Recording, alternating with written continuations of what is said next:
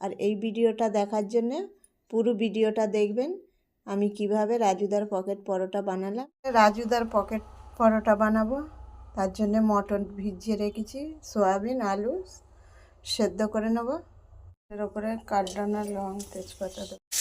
Unlimited তরকারি বানানোর জন্য আমি এই মশলাগুলো ব্যবহার করছি। এগুলো দিয়ে মশলাটাকে ভালো করে কষে নেব। সয়াবিন ঢেলে দেবো, সেদ্ধ করে রাখা আলু মটরটা দিয়ে দেবো। আনলিমিটেড তরকারি রেডি। এবার পকেট পরোটা বানানোর জন্য আমি 500 গ্রাম ময়দা নিয়েছি, এটাকে 10 মিনিট মতন রেখে দিয়েছিলাম। নেব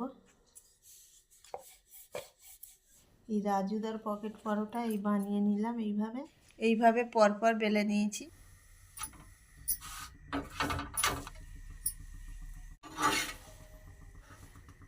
এই রাজুদার পকেট পরোটা আনলিমিটেড তরকারি, একটা সেদ্ধ ডিম, পেঁয়াজ, কাঁচা লঙ্কা, 30 টাকা দাম। এতে ট্রেনের টিকিটও হবে না বন্ধুরা। কমেন্ট করো।